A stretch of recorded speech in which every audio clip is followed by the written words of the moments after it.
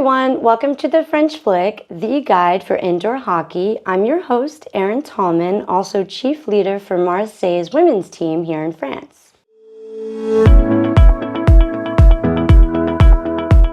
Today, we're going to focus on player conduct. You'll find a link to the official rules PDF published by the French Federation of Field Hockey in the description of this video. We'll focus on Section 9. However, I'd like to do a quick reminder of what we discussed last week regarding captains.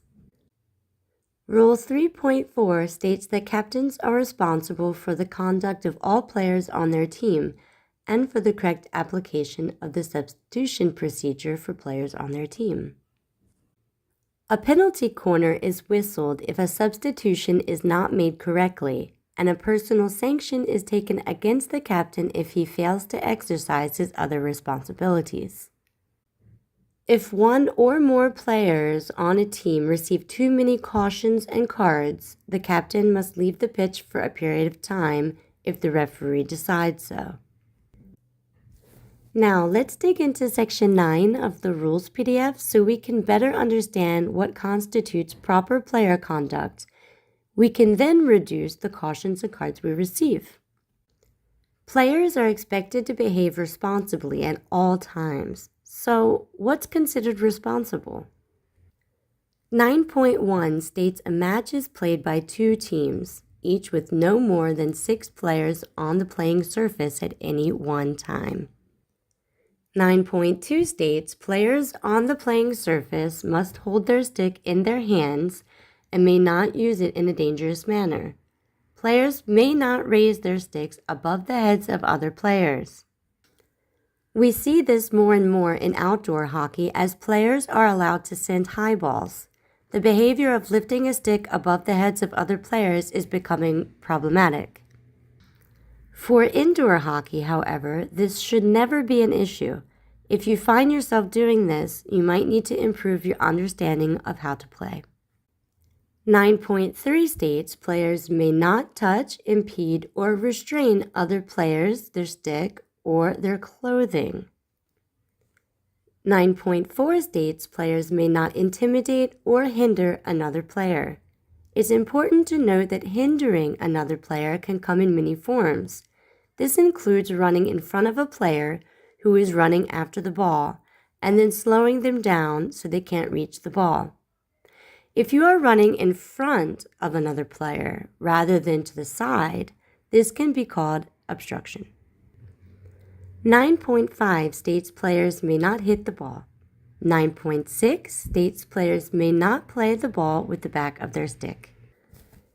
9.7 states players may not play the ball from any part of the stick when the ball is above the shoulder, except for defenders who may stop or deflect a shot on goal from any height.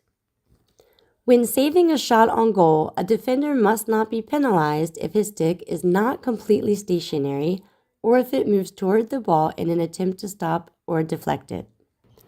A stroke will only be awarded if the ball is struck dangerously and a goal is prevented. A defender who attempts to stop or deflect over his shoulders a ball heading toward the goal but who has missed it should only be sanctioned with a penalty corner and not a stroke. If dangerous play occurs after a legitimate stop or deflection, a penalty corner must be decided. In this case, the defender has used his or her stick above the shoulders to stop the ball but has missed the ball. We can equate this to an air swing. We can also assume that the attacker has not successfully sent the ball into the cage, or it would have counted as a goal, after entering the cage, of course. And we can understand the defender has missed the ball mid-swing. In this case, a penalty corner will be decided. Let's continue to watch and analyze Germany versus Australia in the Indoor Hockey World Cup from 2018. We'll watch the last 15 minutes starting at the 40-minute mark. From 40:39 to 40:45, we see the referee has called dangerous game against the Australian player who sent the ball between the feet of the opposing player and then falls over the German stick. Although the German player remained immobile and untouched, the referee considered this action dangerous on the part of the Australian.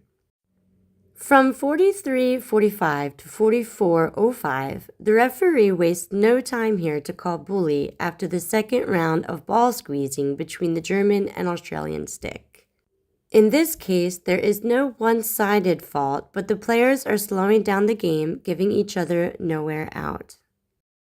Let's watch how they perform the bully.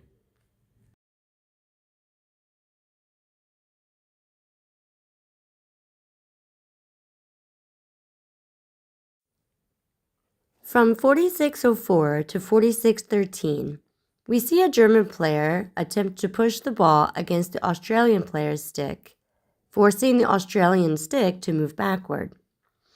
You are not allowed to push another player's body or stick, and this remains despite having the ball in between the two sticks. From 46:48 to 46:54, Australia's left back moves up the field and into the zone. As she drives forward, the mid drops into the right back's position, and the right back slides over to cover the left back's position. From 53 to 54:01, at this point, we see Germany has replaced its goalie with a field player. Australia has an interception and heads to score.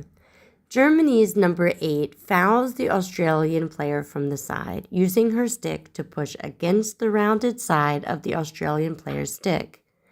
This is called by the referee and leads to a penalty stroke with only 17 seconds left of the match. Scheiße.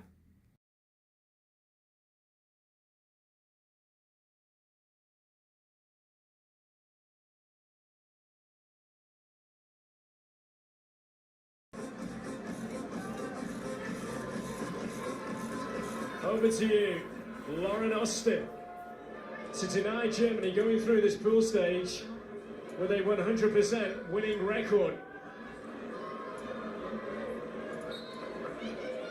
Here she goes! And Australia are level at 2-2.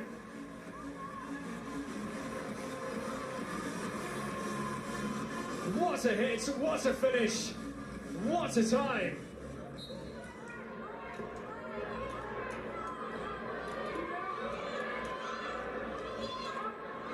This would be a fabulous scoreline for Australia, and that's it. They are celebrating as if they've just beaten the Germans. That's how big it is. So Germany will not go into the quarterfinals with a 100% winning record behind them. That will belong to the Netherlands, but Anna Schroeder, one of the most reliable, one of the best around, with a huge error as Boucher raced through. And there's the coming together, and the penalty being awarded and dispatched magnificently. For Australia, though, well, they finished their pool stage in a wonderful way, coming from 2 down against Germany here. Look at those goals in the 37th and then 40th minute. In the final action here. Thanks for joining me on the French Flick, the guide to indoor hockey. If you have any questions or topics you'd like us to cover, let me know.